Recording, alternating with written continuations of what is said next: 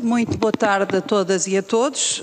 Em nome da Comissão Eventual para Acompanhamento da Aplicação das Medidas de Resposta à Pandemia da Doença Covid-19 e do Processo de Recuperação Económica e Social, agradeço a presença da Sra. Ministra e a sua disponibilidade e de quem a acompanha.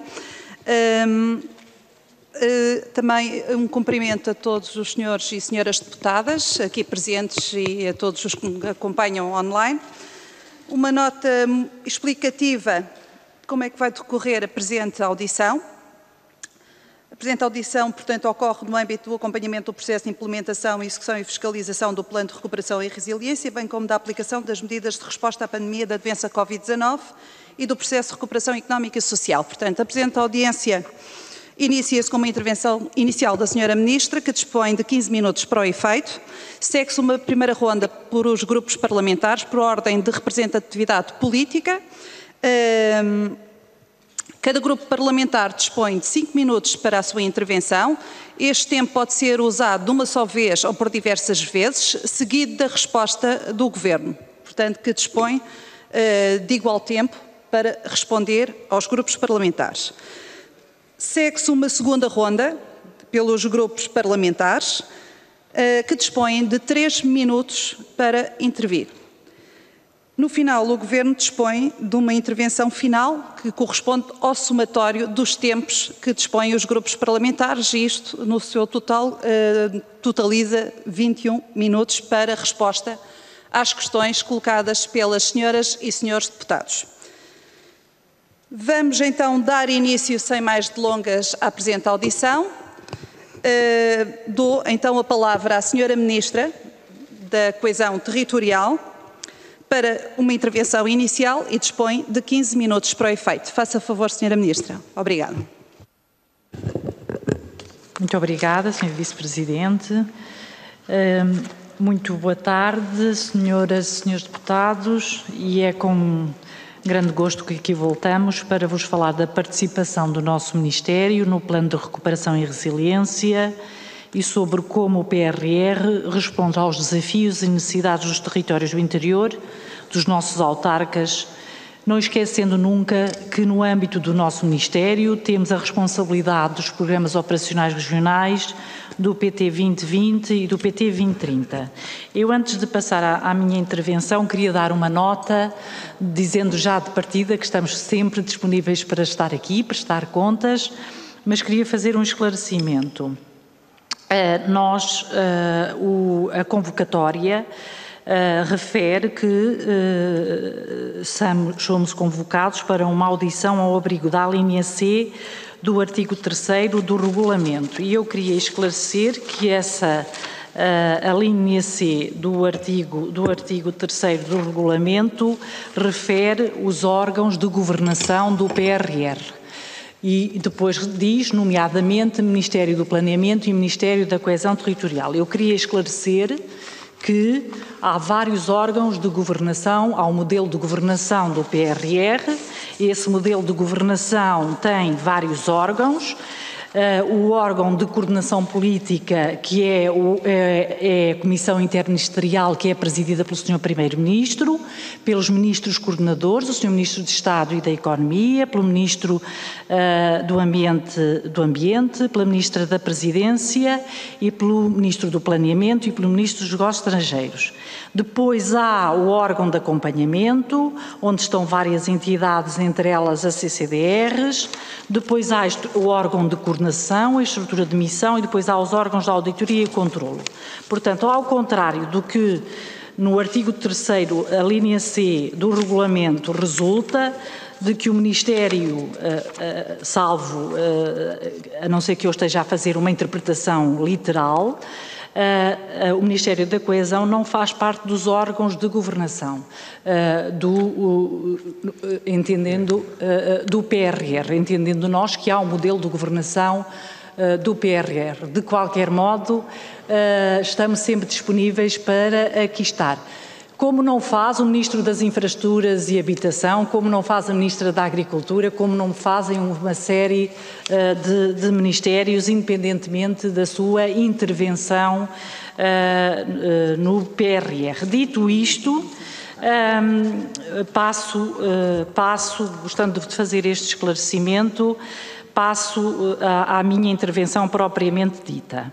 E, portanto, no âmbito do PRR, o Ministério da Coesão Territorial acompanha diretamente os investimentos do PRR nos quais intervêm as CCDRs. E as CCDRs intervêm de duas formas. Enquanto entidades que acompanham a preparação, a assinatura dos contratos entre os beneficiários e a estrutura de missão e depois acompanharão a sua execução, quer como beneficiárias intermediárias, e neste caso significa que as CCDRs assinam um contrato com a estrutura de missão e posteriormente as CCDRs assinam um contrato com o beneficiário final. E, portanto, é neste papel que as CCDRs, como beneficiárias intermediárias, contratualizam os projetos diretamente com a estrutura de missão, tendo depois, na maior parte das vezes, ou na esmagadora maioria das vezes, estamos a falar de municípios como beneficiários finais. Quanto aos investimentos onde as CCDRs são beneficiárias intermediárias, está contratualizada entre a estrutura de missão e a CCDR Algarve, e entre esta CCDR e o município de Alcoutim, a ligação transfronteiriça da ponte sobre o Guadiana entre Alcoutim e São Lucar, com investimento previsto de 9 milhões de euros. Está também contratualizada entre a estrutura de missão Recuperar Portugal e a CCDR Alentejo e entre a CCDR e o município de Nisa, a ponte internacional sobre o rio Sever, também com 9 milhões de euros previstos de investimentos. Há poucos dias foi celebrado entre a CCDR do Centro e a estrutura de missão o contrato para o eixo rodoviário Aveiro-Águeda. Os beneficiários finais deste investimento serão os municípios de Aveiro e de Águeda, com os quais a CCDR assinará brevemente o contrato de execução. Está ainda em fase de contratualização entre a estrutura de missão Recuperar Portugal e a CCDR outros investimentos, como a ligação do Parque Empresarial do Casarão ao IC2, onde o beneficiário final será também o município de Águeda. Neste momento estão a decorrer os trabalhos preparatórios para a contratualização entre a estrutura de missão Recuperar Portugal e a CCDR Norte, como beneficiário intermediário, os investimentos correspondentes à travessia do Rio Lima e ao acesso do Vale do Neiva no nó da A28, em Viana do Castelo, o acesso ao Ave Parque, em Guimarães, e a ligação entre Bragança e Puebla de Sanabria. Estamos neste momento a fazer reuniões de trabalho para que se contratualizem estes investimentos com a CCDR, para posteriormente a CCDR contratualizar com os municípios que serão os donos de obra.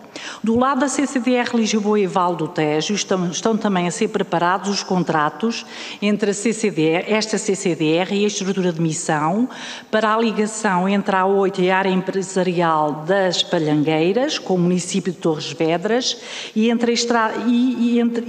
o investimento entre a Estrada Nacional 10 e Miltrena, com o município de Setúbal. Num processo, portanto, isto é enquanto todos os projetos, enquanto a CCDR são beneficiárias intermediárias.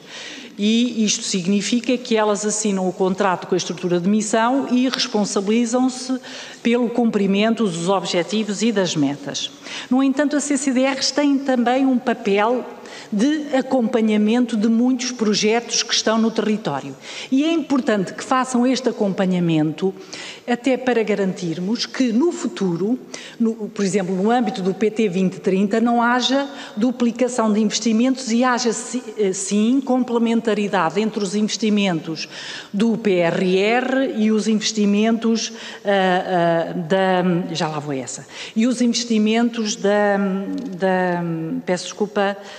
do PT 2030. Portanto, o acompanhamento das CCDRs é fundamental, mesmo que elas não sejam intervenientes em termos contratuais. Vou só dar um exemplo de um grande projeto em que a CCDR não assinou o contrato, mas tem tido um papel fundamental para que o contrato tenha sido assinado e para que o projeto avance. Estou a falar do caso da CCDR Alentejo, que trabalhou com a comunidade intermunicipal do Alto Alentejo, o que permitiu que no final do mês de julho esta comunidade intermunicipal assinasse com a estrutura de missão o contrato para o empreendimento de aproveitamento hidráulico de fins múltiplos do CRAT, ou seja, neste caso a CCDR dá todo o apoio que vai ser necessário ao projeto em termos de apoio para o estudo de impacto ambiental e para todas as outras questões que estes projetos envolvem, embora o contrato seja só entre a comunidade intermunicipal do Alto Alentejo e a estrutura de missão. Eu queria aqui também relembrar que, em relação à proposta inicial do PRR, houve 5 investimentos rodoviários. Eu vou referi-los porque o Ministério da Coesão se empenhou muito nestes investimentos, mas houve 5 investimentos rodoviários que saíram do PRR e que totalizam 143 milhões de euros. E estou a falar de que investimentos? Do IC35 Severo do Voga IP5, que é um investimento muito importante, da ligação do IP3 dos Concelhos a Sul, do IC31 Castelo Branco Monfortinho, da ligação entre a Estrada Nacional 341 Alfarelos a Taveiro, que é um importante acesso ao terminal ferroviário de Alfarelos, e o IC6 Tábua Folhadosa. No entanto, estes investimentos saíram do PRR, mas aprovámos no dia 3 de maio em Conselho de Ministros uma resolução que determina que estas obras vão ser executadas até 2026 com financiamento assegurado pela receita de leilão do 5G e, portanto, a própria resolução já permite que as infraestruturas de Portugal ou os municípios comecem a fazer esta obra, há calendarização e já há autorização para aquele calendário, sendo dispensável as autorizações anuais do Ministério das Finanças e, portanto, digamos que, apesar de ter saído do PRR, este investimento não só está assegurado, como também está calendarizado. Queria também referir, e voltando aos investimentos em que a CCDR são beneficiárias intermediárias,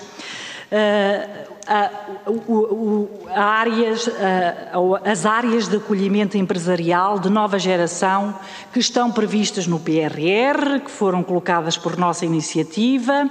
Os concursos já foram lançados pela CCDR, tiveram uma procura muito elevada.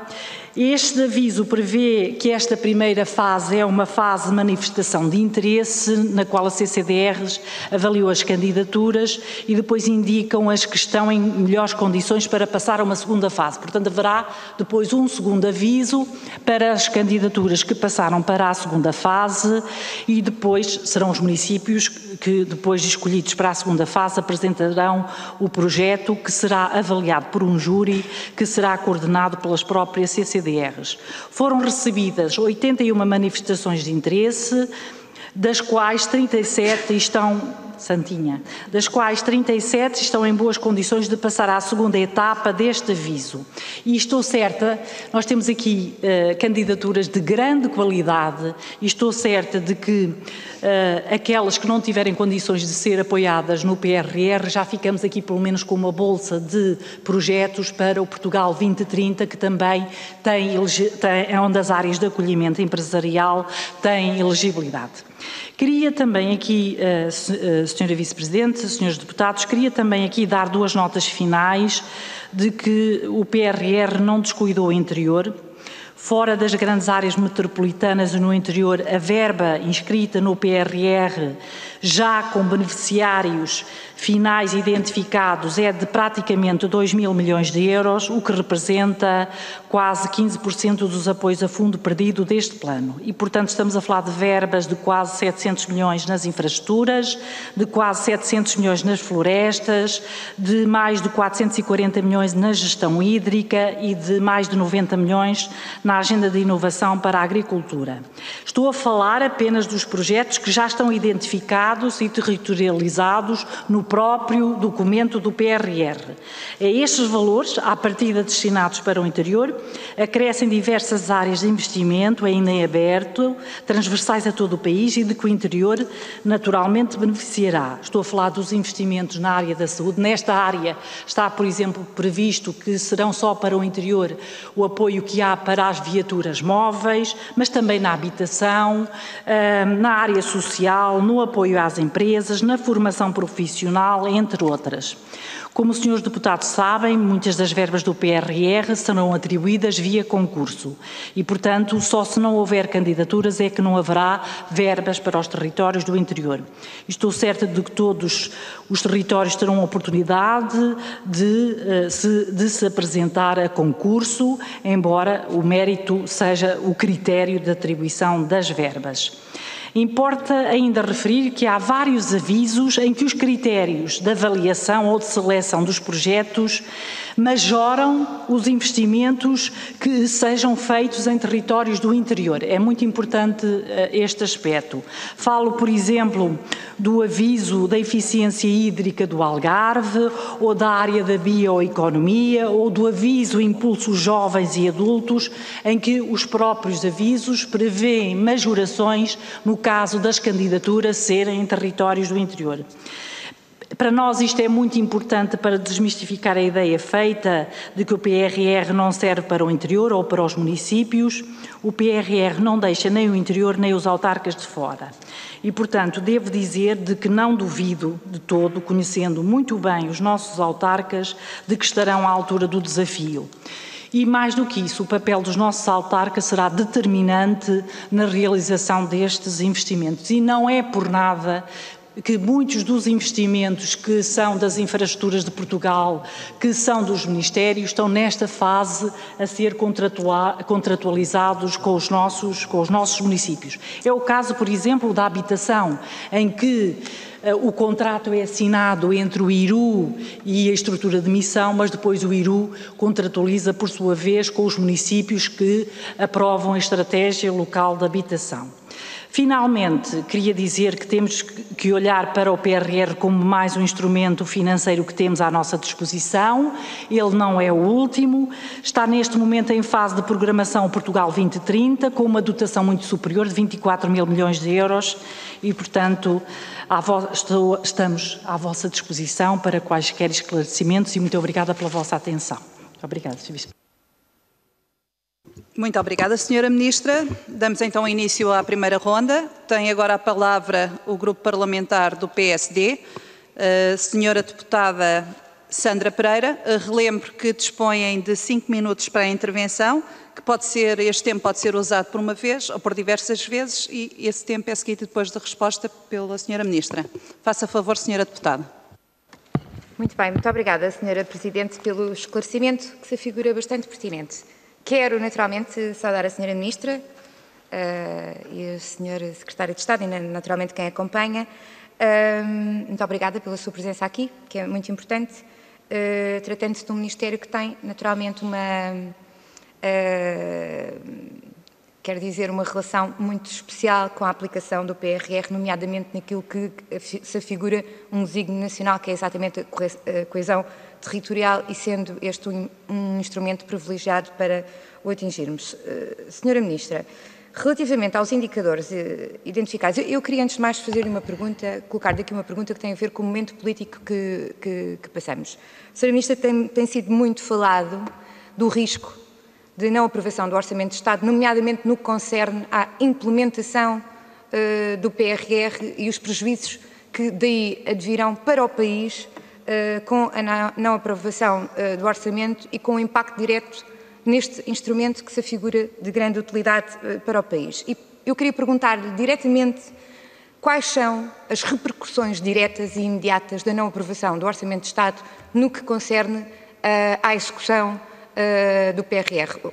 Disséssemos aqui de viva voz aos portugueses o que é que está em causa para o PRR, que foi um instrumento altamente propagandeado pelo Sr. Primeiro-Ministro agora nas eleições autárquicas e, portanto, o que é que está em causa caso o Orçamento de Estado para 2022 não seja aprovado no que se refere a este orçamento. Relativamente aos indicadores identificados no PRR como adequados à monitorização das diversas dimensões de coesão ao longo do período de implementação do programa, nomeadamente nos subdomínios de convergência das regiões com a União Europeia, o mercado de trabalho, a educação e a formação, a igualdade e a inclusão social e a qualidade de governação, quais são, Sra. Ministra, porque nós não vislumbramos as metas atuais. Nós entendemos que para fazer um acompanhamento da execução e da implementação do PRR deveriam estar inscritas as metas que se pretendem atingir, e nomeadamente também calendarizadas, e nós não conseguimos discernir isso. Eu perguntava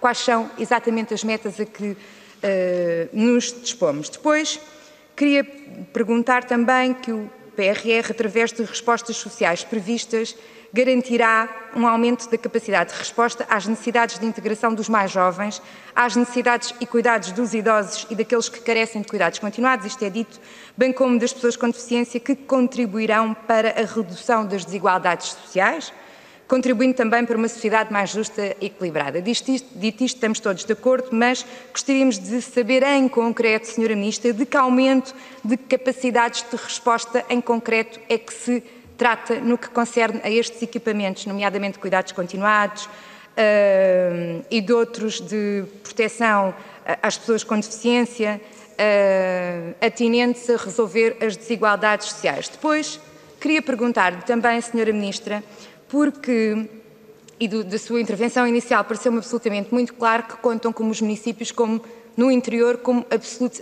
Aliás, a Sra. Ministra disse isto aqui mesmo no Parlamento em abril, que são os executores, principalmente no interior, primordiais do PRR. E eu perguntava-lhe o que é que está a ser feito para mobilizar esses executores, porque se a implementação do PRR deles depender, e compreendemos que assim seja, que tenham um papel essencial, no caso do interior, então terão seguramente,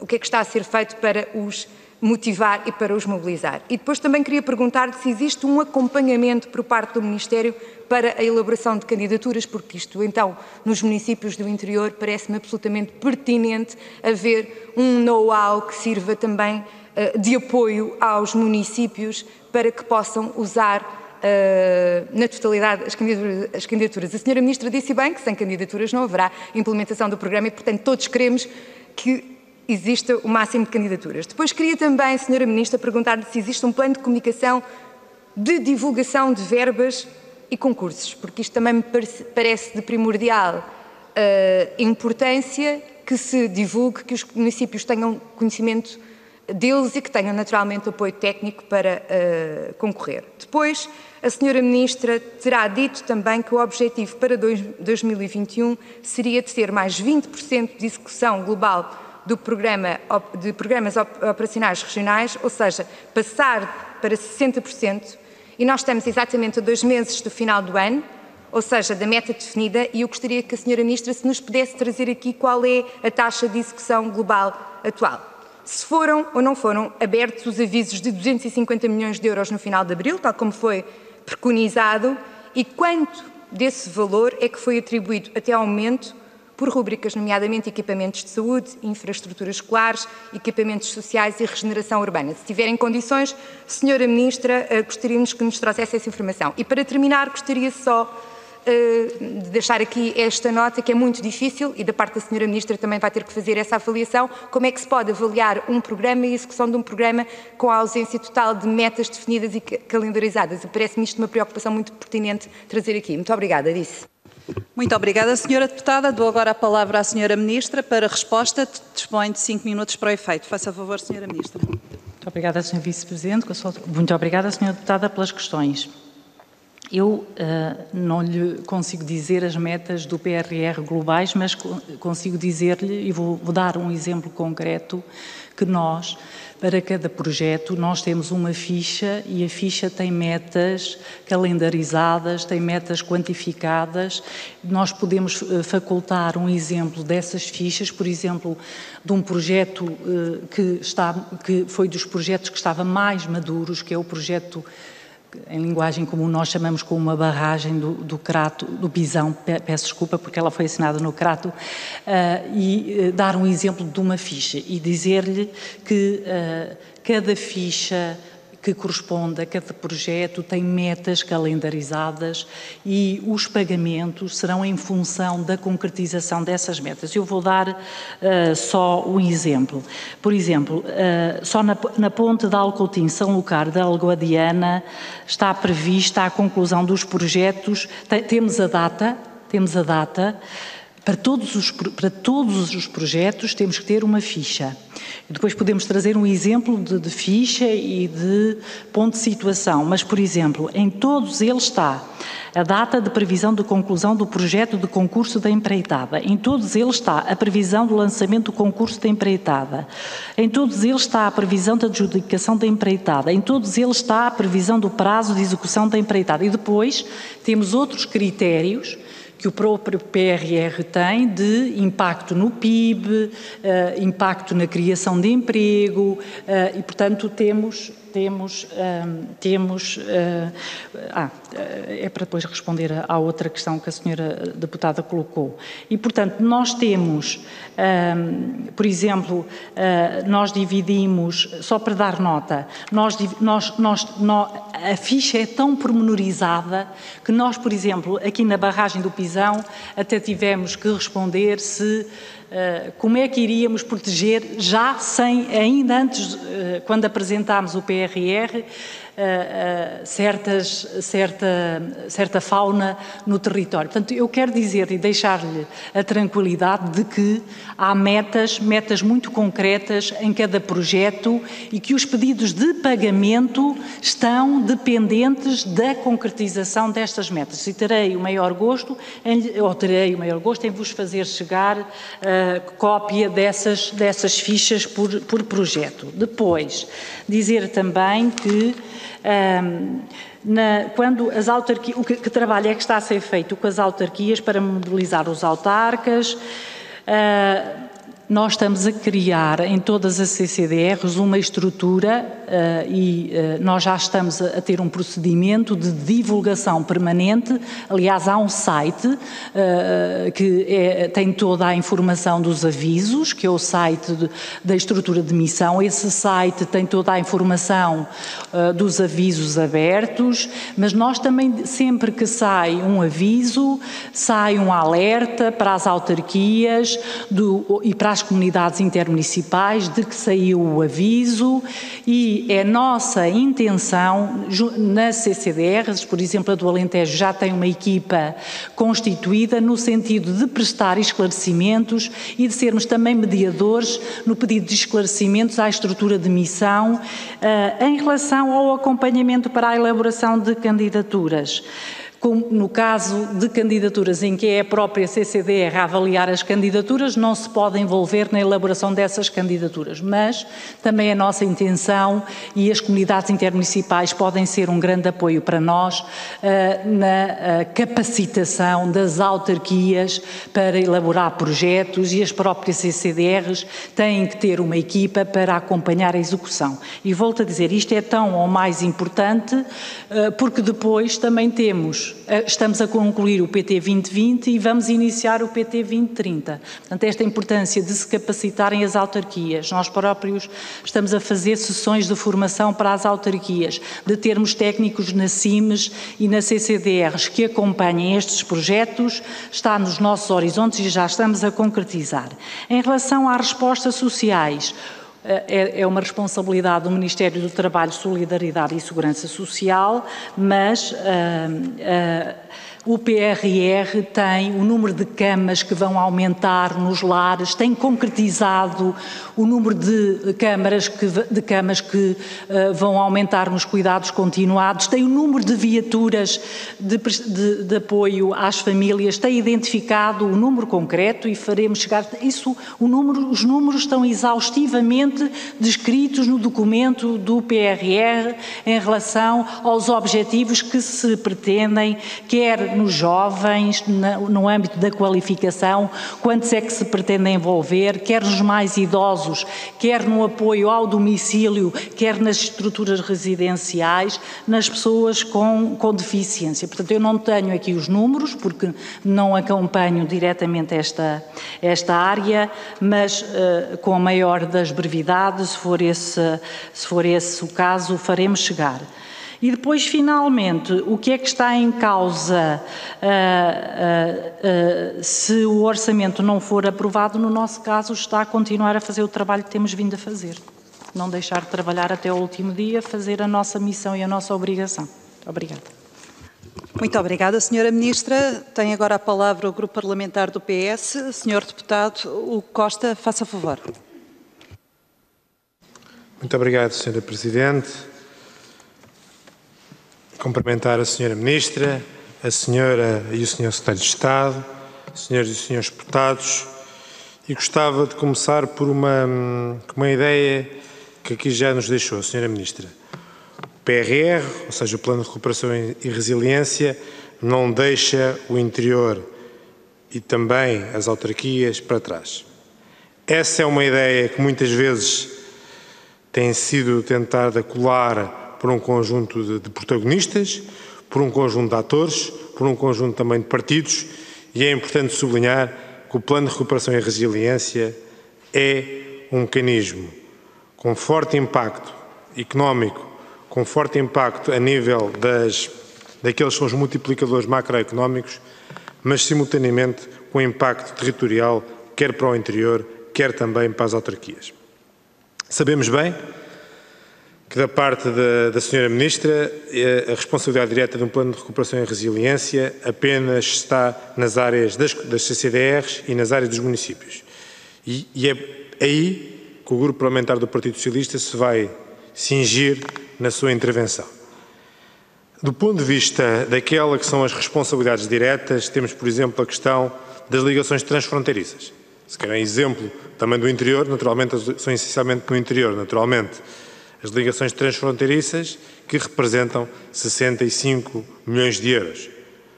A questão das acessibilidades, a questão das áreas de encolhimento empresarial, as acessibilidades representam cerca de 142 milhões de euros.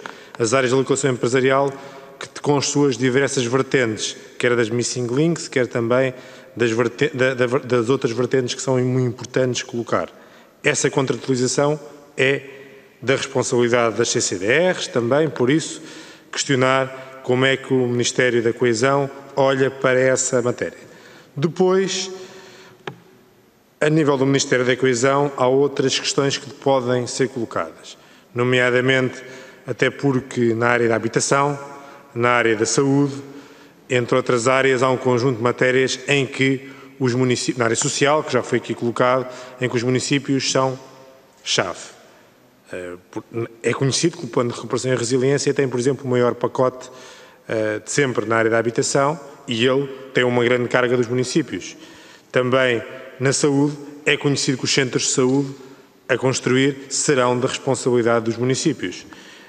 Na questão da social, ou pode ser vista quer através das IPSS, quer através dos municípios, por exemplo. E essas matérias eu também gostaria de colocar e de questionar como é que o Ministério da Coesão faz o acompanhamento junto das CCDRs, junto dos municípios, dessas matérias tão importantes para o nosso território.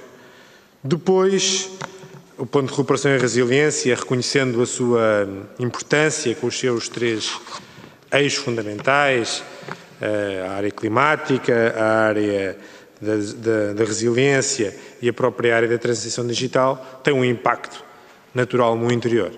E questionar também à Sra. Ministra que impactos é que vê no interior do país deste Plano de Recuperação e Resiliência, mesmo que sejam matérias mais transversais, digamos assim, mas que são importantes colocar no debate e que são importantes sublinhar num contexto que o PRR, também ele, tem valores significativos para o interior. E depois finalizava com uma questão que para nós é muito relevante, que tem a ver com algo que a Sra. Ministra aqui já disse. O Plano de Recuperação e Resiliência não pode ser visto isoladamente. O Plano de Recuperação e Resiliência, que é o mais debatido dos instrumentos, também parece que existe quem muitas vezes quem queira que ele corra mal ou quem queira pôr apenas neblina no PRR, quando é um instrumento mais fiscalizado que alguma vez existiu, o instrumento mais transparente que alguma vez existiu, o instrumento com mais graus de cobertura que alguma vez existiu, também não deixa de ser estranho. Mas também é importante colocar o PRR no contexto em que ele vai ser executado ao mesmo tempo que ainda temos o remanescente do Portugal 2020, que ainda são alguns milhões de euros, e 1.000 milhões de euros, e também aquele que é o novo quadro comunitário de apoio, que, sendo executado um período simultâneo ao Plano de Recuperação e Resiliência, tem um plano de base, um orçamento de base, e aí sim, com grande importância nos planos operacionais, que são da responsabilidade do Ministério da Coesão, superior àquele que é o Plano de Recuperação e Resiliência. Por isso, questionar a Sra. Ministra como é que olha para o PRR, também em conjunto com aqueles que são os outros instrumentos financeiros existentes, nomeadamente o que resta executar do Portugal 2020 e o novo quadro comunitário de apoio, naturalmente cumprimentando a Sra. Ministra novamente, a Sra. e o Sr. Secretário de Estado. Muito obrigado. Muito obrigada, Sr. Deputado. Dou agora a palavra à Sra. Ministra para a resposta. Faça favor, Sra. Ministra. Muito obrigada, Sr. Deputado. Aproveito para responder a uma questão que não respondi, que tem a ver com a taxa de execução dos programas operacionais regionais. Nós vamos cumprir a meta dos 60%. Nós, neste momento, temos mais de 53% de execução. Nós estamos a falar de uma execução de final de setembro, mas os pedidos de pagamento que temos em carteira ultrapassam já os 7 pontos percentuais que necessitamos para atingir os 60%. Portanto, isto significa que, com os pedidos de pagamento que temos em carteira, e só, por exemplo, só para vos dar uma noção, temos mais de 200 milhões do apoio extraordinário à retoma da atividade económica, que foi o nosso contributo para o apoio à retoma, extraordinário à retoma da atividade económica, só aí temos mais de 200 milhões já executados, é uma questão de análise documental que está quase concluída, e isso representa mais de 2 pontos percentuais só essa área. Depois temos outras áreas com execução franca, no caso das empresas, e, portanto, a nossa tranquilidade para atingirmos os 60% de execução tem a ver com isto, é que à data de hoje os pedidos de pagamento que estão submetidos, se fossem analisados de um dia para o outro, permitiriam atingir essa execução. Como teremos tempo para os analisar, até porque temos despesas volumosas em poucos beneficiários e como, entretanto, ainda entrarão pedidos de pagamento e como sabemos, nos 2 últimos meses do ano, normalmente a execução é o dobro ou o triplo da execução habitual e, portanto, temos aqui alguma tranquilidade. Em relação ao interior, nós não temos dúvidas de que o PRR é absolutamente fundamental, sobretudo quando nós estamos a falar, neste caso, de abrir 2 novas fronteiras com Espanha, porque quando nós falamos do investimento da ponte de Alcoutim e da ponte internacional sobre o Rio Sever, nós estamos a falar de abrir 2 novas fronteiras. Nós estamos a falar, no caso de Rio Sever, das pessoas, em vez de demorarem 90 minutos a ir de uma localidade à outra, e elas vêm-se, em vez de demorarem 90 minutos, passam a demorar uns minutos. E, portanto, isto tem impacto no dia-a-dia das pessoas e terá impacto na atividade económica dos territórios.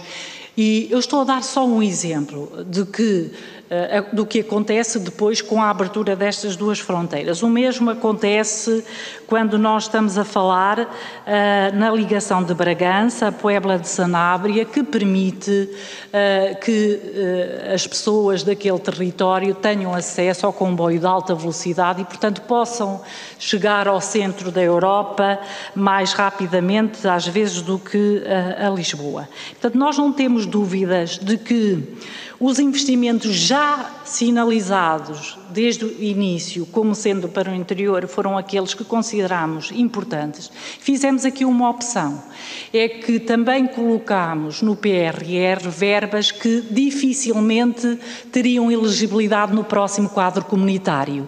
Estou a falar, nomeadamente, destas ligações transfronteiriças. Estou a falar, nomeadamente, nas missing links, ou seja, estou a falar o nosso país está bem dotado de eixos infraestruturantes, o que acontece é que muitas das vezes nos territórios do interior faltam pequenas ligações de áreas de acolhimento, autoestradas, ou faltam pequenas ligações que tornam muito mais rápida e muito mais fácil o acesso a portos e o acesso a vias estruturantes. Portanto, estes missing links que nós falamos, ou que são ligações que permitem encurtar a distância distância e o tempo, porque hoje a distância mede-se em tempo, entre as zonas industriais e eixos infraestruturantes são absolutamente fundamentais. Queria também dizer que o papel da CCDRs no que toca ao Centro de Saúde é um papel que começa logo na identificação, juntamente com o Ministério da Saúde, do que são os projetos prioritários. Isto é absolutamente fundamental para permitir, para que não haja duplicação entre os apoios que damos nos centros de saúde no PT 2020 e os que vamos apoiar no PT 2030, até porque também sabemos que temos um curto período para executar os projetos e, por isso, é importante que sejam escolhidos projetos que fazem falta, que completem a rede. Grande parte dos projetos são projetos de requalificação, de equipamento, mas projetos com maturidade. E, portanto, o que fizemos na CCDRs foi abrir avisos de concurso para que os municípios se apresentassem com candidaturas já, pelo menos, com os projetos em condições de lançar concurso, e isto permite-nos, neste momento, ter em carteira um conjunto de equipamentos na área da saúde que podemos financiar através do PRR e, portanto, estamos a fazer essa articulação com o Ministério da Saúde. E tem que ser feito também com os autarcas. Ainda não completámos o exercício porque os autarcas têm que ser envolvidos. E, portanto, vão ser e têm que ser envolvidos. Se não forem envolvidos, o trabalho não é bem feito.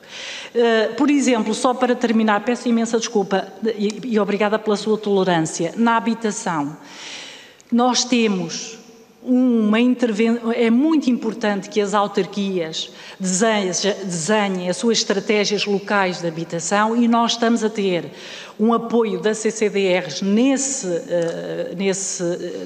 respeito, até porque, como já foi dito publicamente, à medida que elas vão sendo aprovadas, o Ministério das Infraestruturas e Habitação vai dando o seu acordo para o financiamento do PRR e, portanto, fica aqui também o repto e faremos também esse trabalho, estamos a fazer de proximidade junto das autarquias. Muito obrigada com a sua tolerância. Muito obrigada, Sra. Ministra. Tem agora a palavra o Grupo Parlamentar do Bloco de Esquerda, a Sra. Deputada Isabel Pires, faça favor.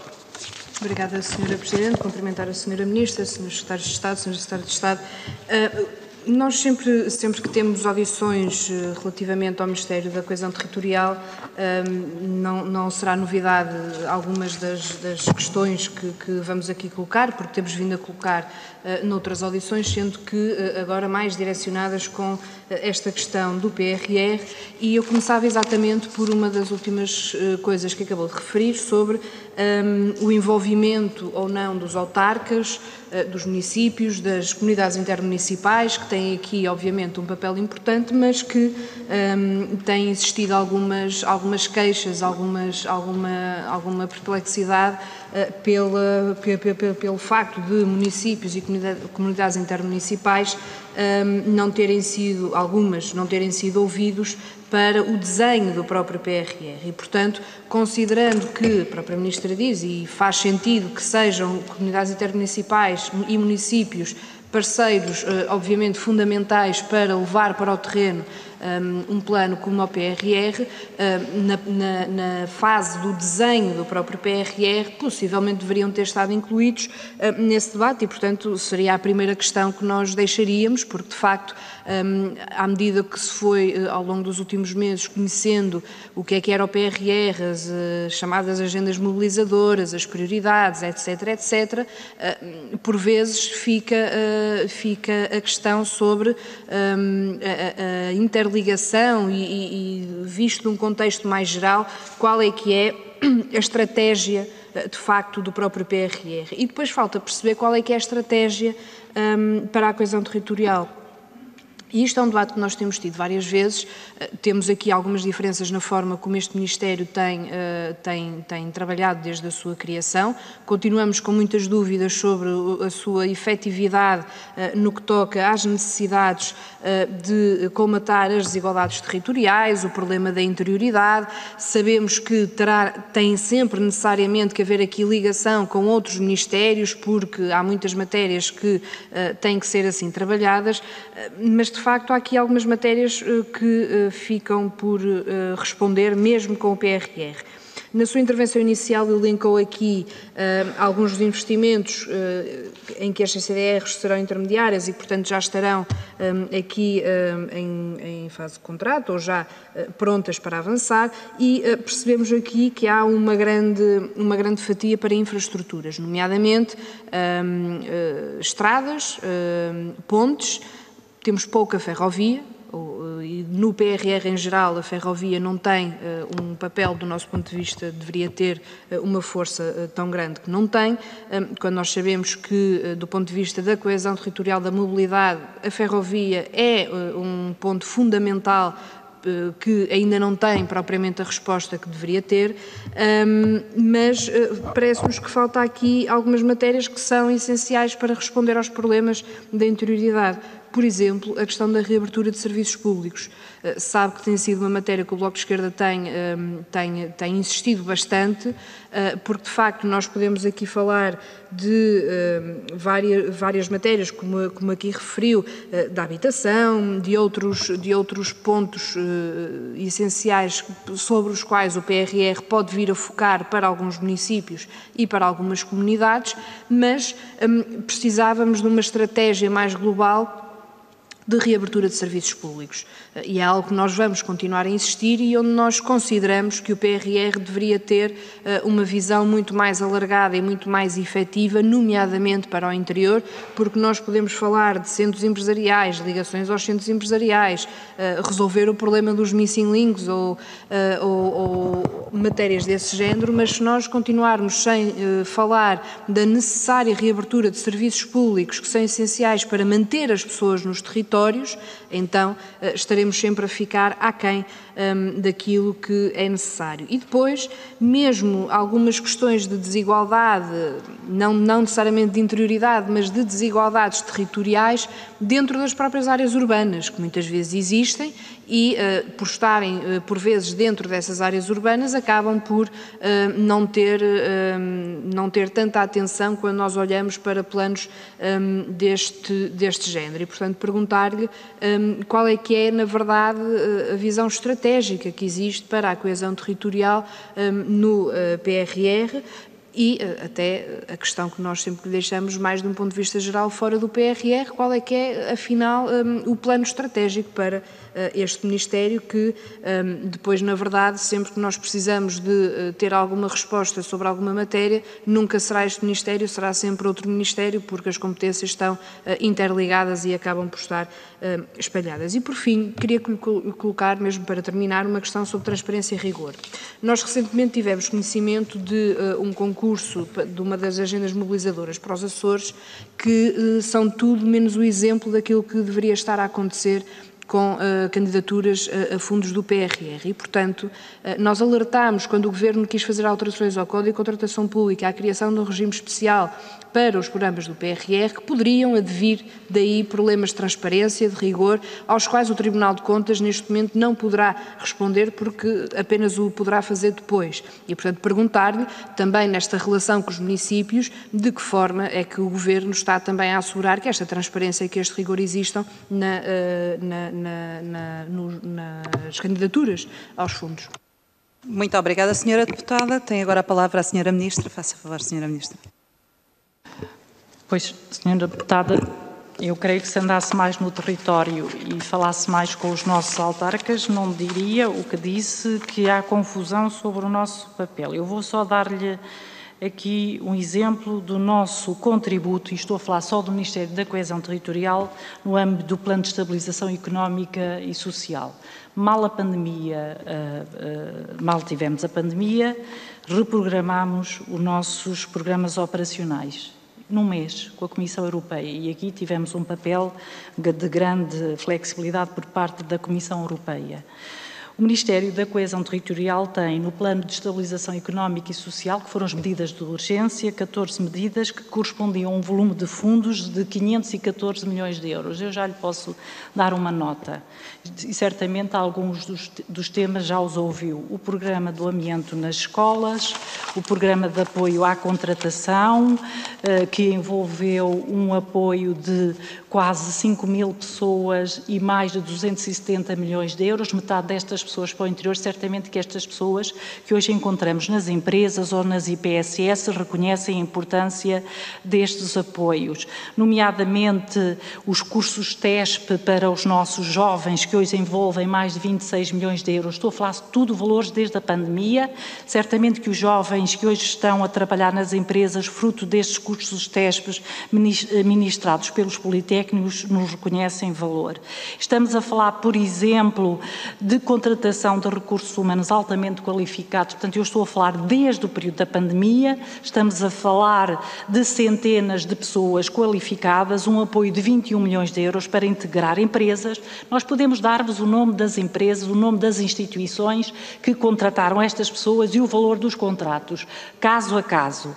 Estamos a falar, por exemplo, da dinamização na área da cultura. Na área da cultura, nós estamos a falar neste momento e que foi muito prejudicada e, portanto, não executou, mas tem valores aprovados neste momento.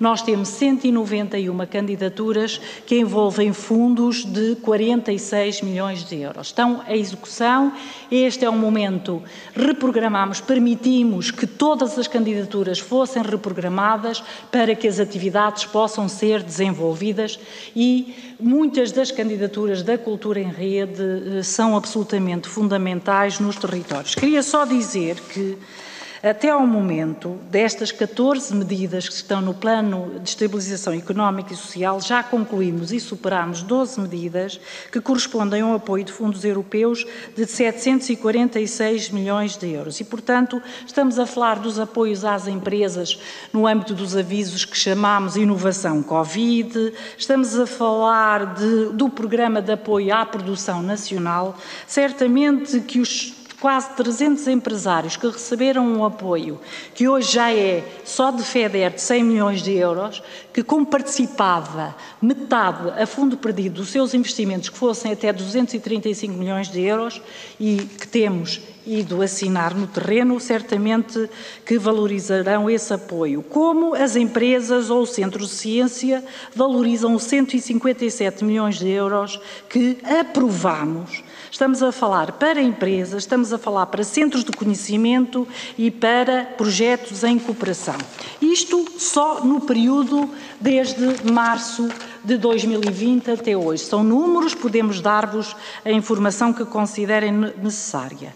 A ferrovia não está no PRR porque está no PT 2030 e a opção foi o prazo de execução dos projetos na ferrovia é, em geral, muito demorado. Muitas das vezes os projetos resvalam o seu prazo e, portanto, a opção foi colocá-los no PT 2030 e estarão no PT 2030. No que toca aos serviços públicos, nós aqui conversamos muitas vezes e a senhora deputada coloca muitas vezes esta questão e eu respondo-lhe muitas vezes desta maneira. A nossa luta e o nosso princípio é que não haja encerramento de serviços e muitas das vezes criamos e estamos a criar, apoiar novas escolas, novos centros de saúde, podemos dar informação de equipamentos que correspondem a novos equipamentos no território. Mas queria também dizer que nós, mais do que os equipamentos, é que os serviços também cheguem às pessoas e o próprio PRR prevê viaturas móveis na área da saúde, prevê a telemedicina, na área social prevê-se também que os serviços sejam prestados num contexto de maior proximidade dos profissionais e não tanto, ou seja, os profissionais irem à casa das pessoas, irem junto da comunidade e não as pessoas deslocarem-se aos equipamentos. Mas devo dizer-lhe que é um objetivo, e isso também está no PRR, a questão dos espaços do cidadão nas juntas de freguesia. As juntas de freguesia são fator de coesão territorial, são importantíssimos para a proximidade à população. Também está previsto no âmbito do PRR e também está previsto no PT 2030 e, portanto, o desejável é quantas mais juntas de freguesia tiverem um SNS 24, tiverem um posto do CTT, tiverem uma loja do cidadão e outros serviços, esse é o trabalho que temos previsto para o PT 2030, mas parte dele já está previsto no PRR. Muito obrigada. Muito obrigada, Sra. Ministra. Tem agora a palavra o Grupo Parlamentar do PCP. Sra. Deputada Paula Santos, faça favor. Muito obrigada. Cumprimento a Sra. Ministra, os Srs. Secretários de Estado. Sra. Ministra, eu gostaria que nesta audição há alguns temas que nós temos vindo a abordar até nas várias audições que se vão realizando na Assembleia da República, mas gostaria de colocar ainda assim algumas questões relativamente à discussão que estamos a fazer. Uma primeira que se prende com uma preocupação que é a fixação da população nos territórios de interior, vou designar desta forma. Mais uma vez, os resultados dos censos revelam, de facto, esta tendência de redução do número de população num conjunto significativo de municípios na região interior, e este é, de facto, um problema de fundo. Sabemos que há questões relacionadas com emprego, questões relacionadas com serviços públicos, mas a questão que gostaria de lhe perguntar é que como é que o Governo, tendo em conta o conjunto de instrumentos que existem neste momento, está-se a terminar ainda o Portugal 2020, há agora o PRR, vem também o Portugal 2030, e como é que, ou seja, do ponto de vista dos instrumentos, como é que considera que, ou como é que eles vão construir no concreto, com que medidas em concreto para inverter esta tendência e para fixar a população de facto no interior? Obviamente isso é preciso garantir condições de trabalho, condições de vida que faça que as famílias possam tomar essa opção, os que lá estão que tenham essas condições para continuar e muitos outros que possam tomar essas opções para se deslocar para essas regiões. Porque eu creio que esta é a questão de fundo quando falamos de coesão, quando falamos da necessidade de eliminar desigualdades, de eliminar assimetrias. Há uma outra que nós consideramos que é muito importante, mas que não é no âmbito do PRR, que é de facto a criação das regiões administrativas. Não precisamos do PRR para isso. Mas a questão é que medidas concretas é que vê para que de facto haver essa fixação de população. A segunda questão que gostaria de colocar prende-se com a Sra. Ministra na sua intervenção, já fez essa referência da necessidade da articulação entre todos estes instrumentos, não é? Ou seja, o PT 2020, o PRR, Portugal 2030. Gostaria de perguntar como é que pretende concretizar essa articulação, se for mais fácil ilustrar com alguns exemplos concretos, porque é importante que haja de facto, com todos estes, que haja efetivamente essa articulação. Uma terceira questão que gostaríamos de colocar prende-se com também as preocupações que nos têm chegado por via dos municípios. Por um lado, há ainda e persiste o desconhecimento do acesso aos fundos por parte dos municípios. Era importante perceber também como é que está a ser essa articulação, esse envolvimento, esse trabalho com os municípios, mas queria também perguntar, há um conjunto de áreas, vou dar 2 exemplos, o ciclo urbano da água, a questão relacionada com os resíduos, são áreas de intervenção específicas e competências concretas dos municípios e que não têm tradução no PRR. Essa era uma matéria também que gostaríamos aqui de abordar e nos parece importante, ou seja, é aqui uma área que necessita também de investimento e perguntava que medidas também relativamente a esta questão. 2 últimas questões, vou tentar ser telegráfica no tempo que me resta.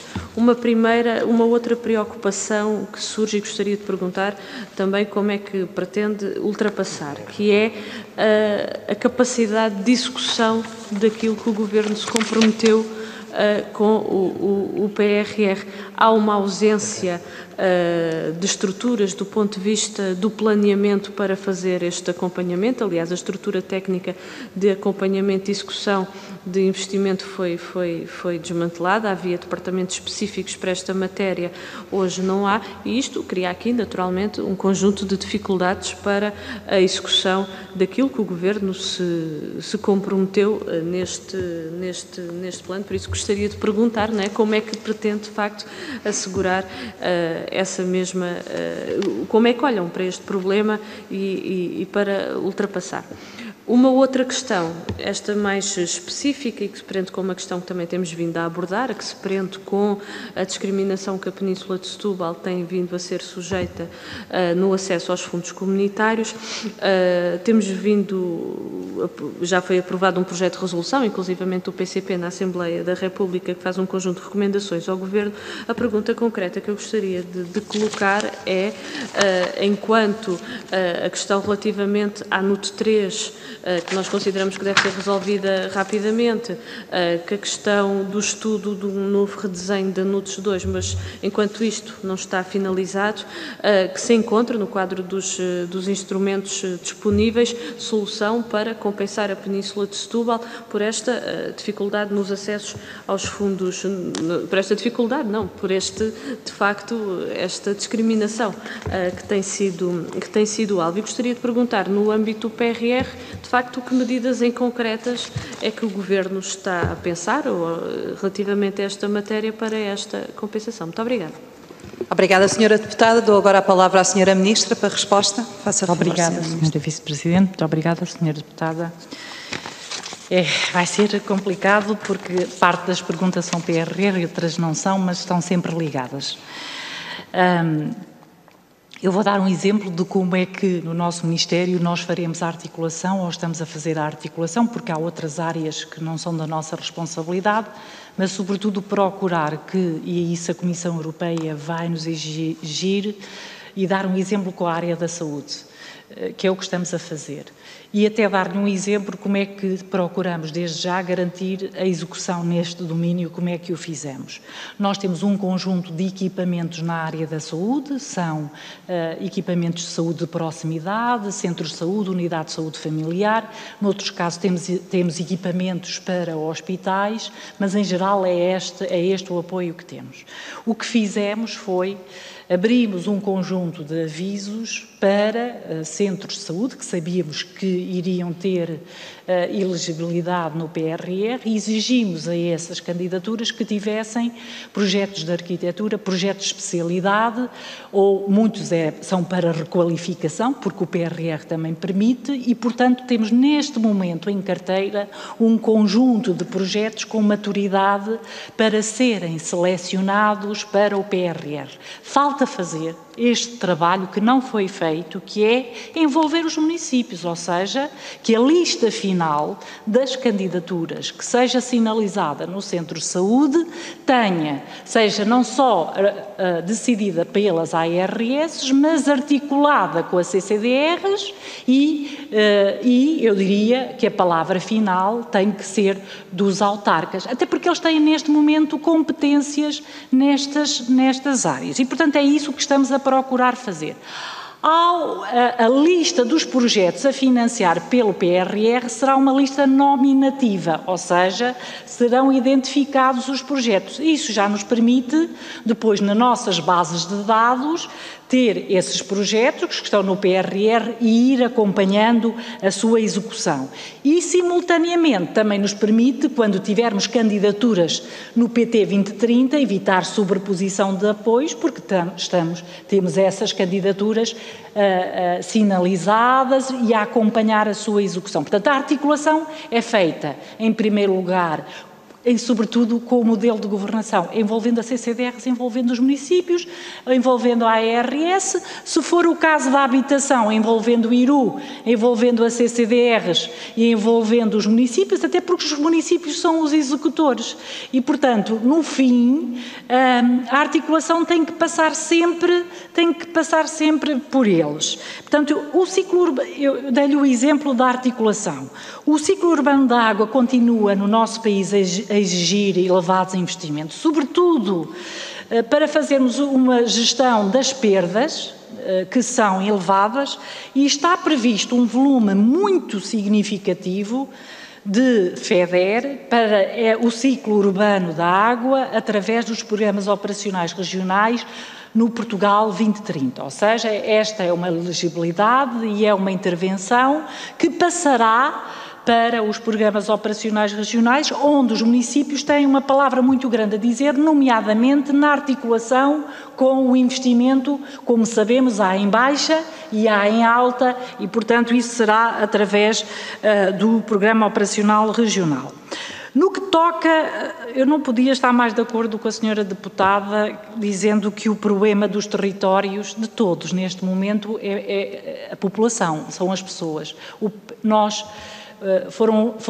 São tão poucas as exceções dos territórios que ganharam população que nós até nos conseguimos recordar. Portanto, não é só um problema do interior, mas é um problema maior no interior.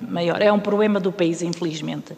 E também, infelizmente, não é um problema de hoje e, portanto, culturalmente, as mulheres têm... Peço desculpa. Culturalmente as mulheres têm menos filhos, têm filhos mais tarde e temos uma população envelhecida. E, portanto, eu não tenho dúvida que a maneira de fixar e atrair pessoas é ter qualidade de vida nestes territórios, com habitação, apoiando o investimento, porque senão as pessoas não irão, com habitação, com boas acessibilidades, com qualidade de vida. Qualidade de vida nós garantimos e com os serviços, naturalmente. Ninguém vai, se não houver um centro de saúde, se não tivermos escolas para os nossos filhos, se não houver cultura. A capacidade de execução é uma grande preocupação, porque nós não temos, de facto, em grande parte dos territórios do interior nós já não temos mulheres em idade reprodutiva e, portanto, ou estes territórios se tornam atrativos para pessoas de outros países e depois fazemos um grande apoio à natalidade e integramos essas pessoas, até porque essas pessoas, estou a falar de migrantes, são absolutamente essenciais para levarmos a cabo muitos dos projetos de investimento que temos aprovados, que já não encontram pessoas para trabalhar nos nossos territórios. Em relação à Península de Setúbal, a Península de Setúbal, pelo que eu sei, apresentaram agendas mobilizadoras, podem as autarquias candidatar-se ao centro de saúde, podem candidatar-se a uma área que é muito importante, a questão da habitação, e no PT 2030, mesmo que a NUTES 3 seja constituída, não altera a taxa deste período de programação, mas podemos fazer como fizemos no PT 2020, que é abrir avisos específicos para a Península de Setúbal, em que a taxa de apoio seja majorada face à taxa média da área metropolitana. Muito obrigada pela... Muito obrigada, Sra. Ministra. Não havendo mais inscrições por parte dos grupos parlamentares para esta primeira ronda, dou por terminada a primeira ronda. Para a segunda ronda, não chegou à mesa também nenhuma inscrição por parte dos grupos parlamentares. Nesse sentido, dou por terminada também esta audição. Em nome da Comissão Eventual para Acompanhamento da Aplicação das Medidas de Resposta à Pandemia da Doença Covid-19 e do Processo de Recuperação Económica e Social, agradeço a presença da Sra. Ministra Ana Brunhosa, também dos Srs. Secretários de Estado Carlos Miguel e Isabel Ferreira. Obrigada pela vossa disponibilidade e também obrigada pelos prestimosos contributos que nos trouxeram, que enriquecem com certeza a informação que esta Comissão dispõe. Desejo a todos a continuação de uma boa tarde e damos por fim então a presente audição. Muito obrigada. Foi muito rápido. Muito obrigada.